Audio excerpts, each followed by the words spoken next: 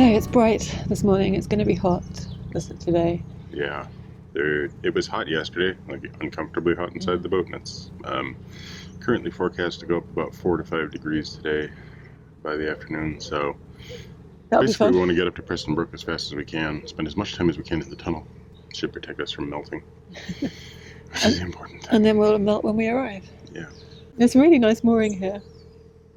We're just by the river, so you can actually walk down to the pub. I walked down with George, but we didn't go to the pub. But it's nice kind of seeing the bridge and the river from the vantage point of not being in the bridge and the river that we being like 60 feet above. Yeah. Today we continue on, and when we go through the tunnel, we actually come onto a new canal, don't we? Yeah. Yeah, we're on the Bridgewater Canal, named for the Bridgewater guy. Duke of Bridgewater? Earl of Bridgewater? We've got the royalty of Bridgewater. We've been given this very old Age of the Canals book that was published in the 60s, but obviously the history's still relevant, but the language is quite funny. Yeah. So we were reading it yesterday, and it was all about this area, so it was quite timely. And Michael learned all about the Bridgewater guy, you can't remember his name. Well, I didn't learn all about him. I learned mainly about his coal works.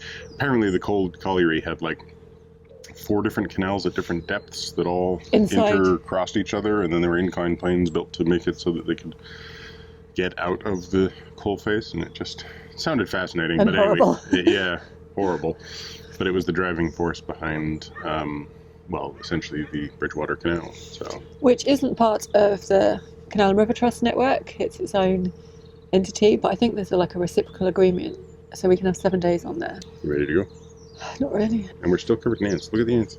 See, that's one of them. They're invader ants. We need to get away from the ants. All right.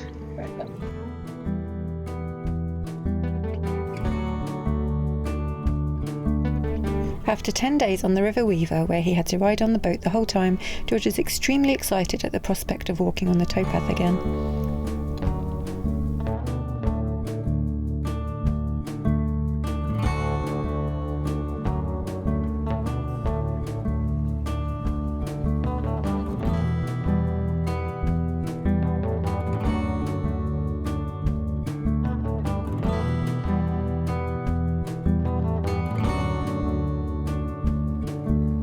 We are right at the north end of the Trent Mersey Canal now.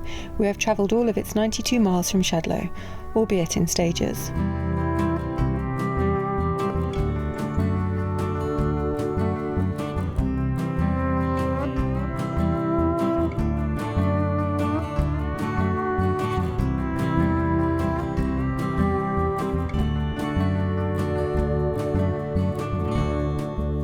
This is Bartlington Wharf, where Black Prince have one of their hire bases. There are lots of cruise options if you choose to hire from here.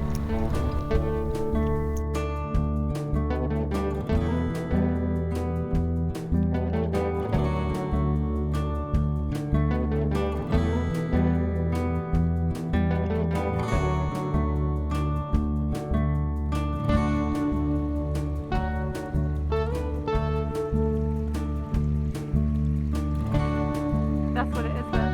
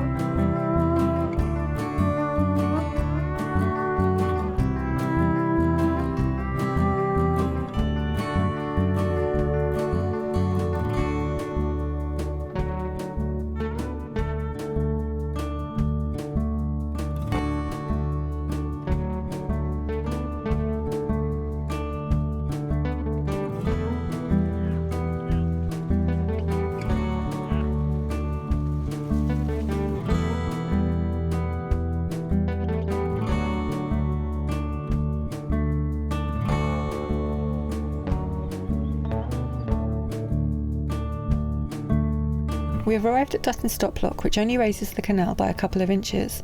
There's a boat in front of us, so Michael walks ahead to help them through, which obviously takes no time at all. Presumably, the lock was built to stop the newer Trent Mersey Canal stealing water from the existing Bridgewater Canal.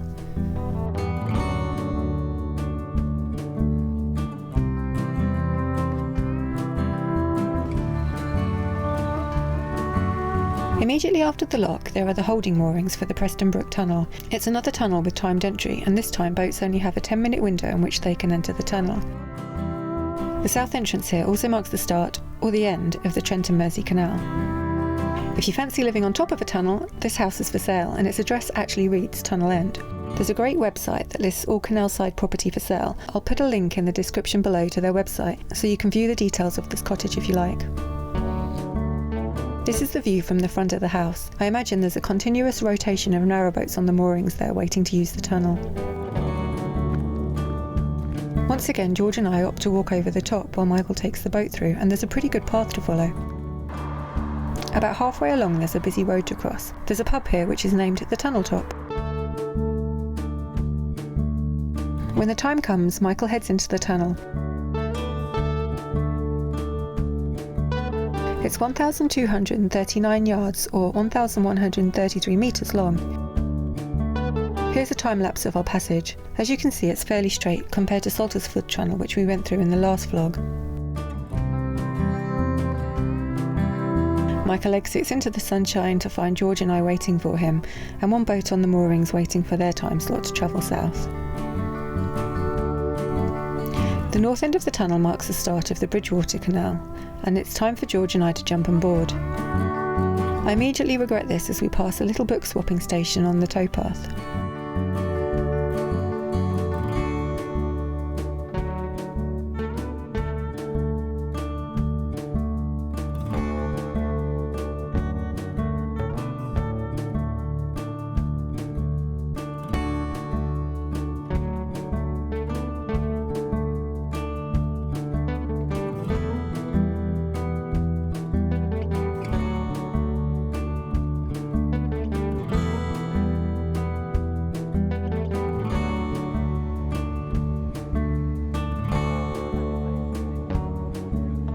There's a Midland Chandler's here on the right just before we head under the M56.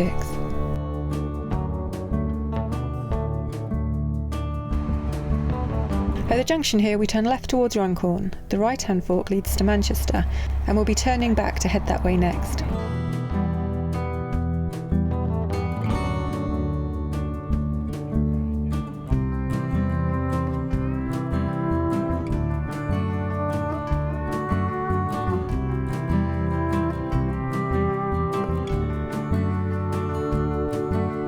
Here we pass Preston Brook Marina, and one of the boats moored outside has come loose and it's all the way across the canal. It's on the opposite side to the towpath, so there's no way for us to stop and pull it over. Luckily there's enough room for us to squeeze by, and we give the marina a call to let them know it's come loose. We had planned some more up around here, but there's nowhere we fancy stopping, and it's such a glorious cruising day we decide to push on towards Runcorn.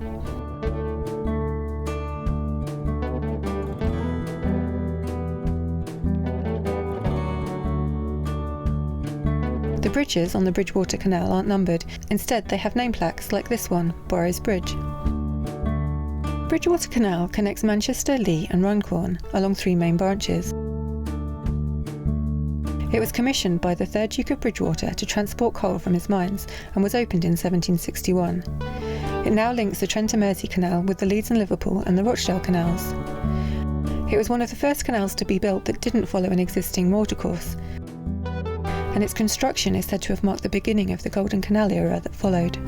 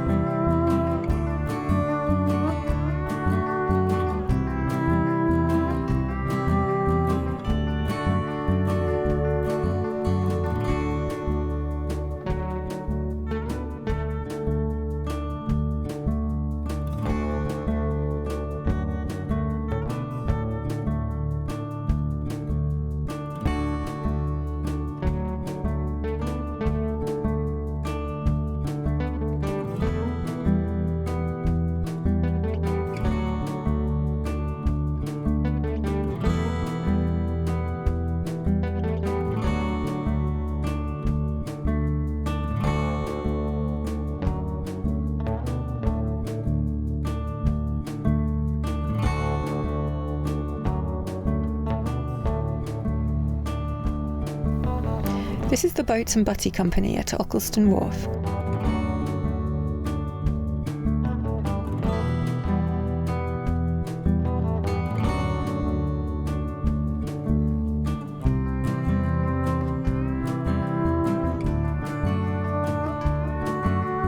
This is the very welcoming Bridgewater Motorboat Club.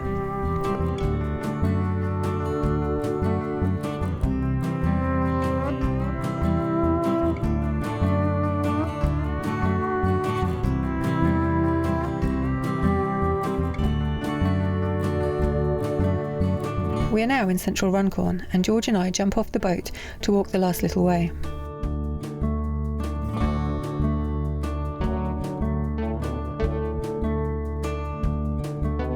This is Waterloo Bridge, and we've reached the end of the line. It's time to turn around and find a mooring. Originally, this bridge marked the top of a flight of locks which led down to the Mersey, and then later to the Manchester Ship Canal when it was built in the late 1800s. The Runcorn Locks Restoration Society was founded in 2004 with hopes of restoring this link. This would create a new canal cruising ring from here to the Manchester Ship Canal, the River Weaver, Trent Mersey and back onto the Bridgewater Canal, and it would include passage through the Anderton boat lift. Apparently much of the flight is still intact and the rest of the line has been protected from development. We first found out about this restoration proposal when somebody sent us a link to a YouTube video about it. We've linked it below if you want to take a look. The plans include a marina and visitor centre and the only operational inclined plane system in the UK. The great news is that just last month it was confirmed that the project will be going ahead. Construction is predicted to start within 12 months, with a target completion date of 2023 or earlier. It's all incredibly exciting for Runcorn and narrowboaters alike. But for now, back to our cruise.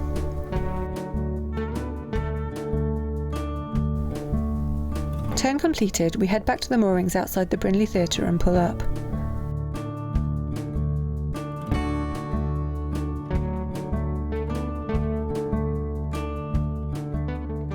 We're in Runcorn for some strange reason. We didn't expect to come this far. Quite a bit of wind. But we had a bit of heat stroke and just kept going. We were going to stop at the junction. Yeah. It wasn't that nice there. Oh, airplane up above. We're on a flight path. Yeah, I'm coming in for landing. So yeah, we came through the tunnel into Preston Brook, which was quite interesting. It was different than most because exactly halfway along, the walls changed and the roof disappeared, and there was like a 30-foot wide kind of tube going straight up to a dome on top where there was a little ring of light coming through. It was actually quite pretty. I was like, looking up into, I don't know, the bottom of like a Turkish mosque sort of thing.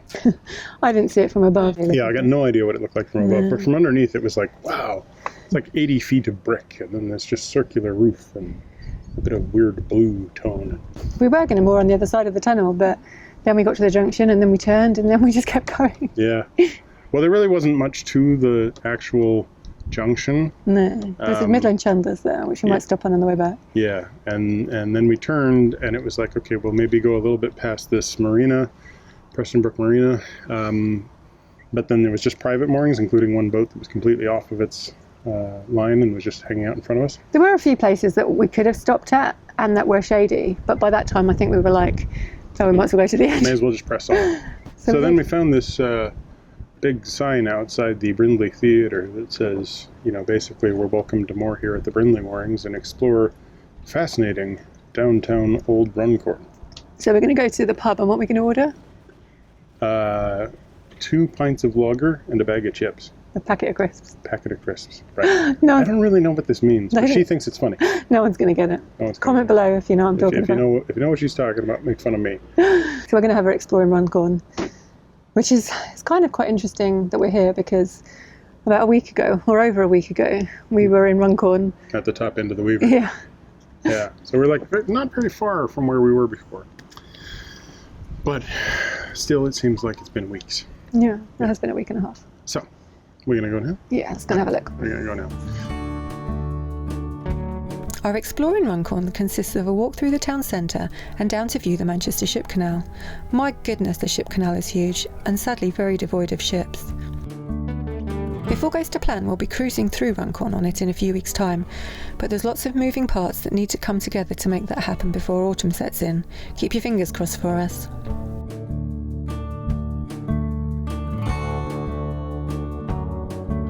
On the way back to the boat, we stumble across this wonderful little community garden. It's full of all sorts of little gems and oddities. All in all, we thoroughly recommend a trip down the Bridgewater Canal to Runcorn.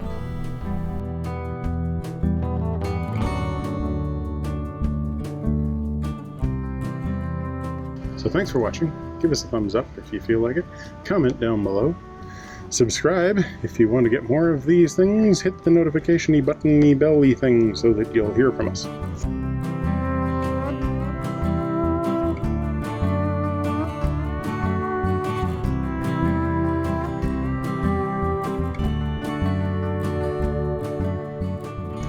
George, stop annoying things. We didn't talk when we landed yesterday. Yeah, we did. No, we didn't. I moored up and then you came in and then we talked about the ants. Never mind. All right. I'm like, what am I talking about? I don't know what I'm talking about. We talked for like 20 minutes. I was too tired.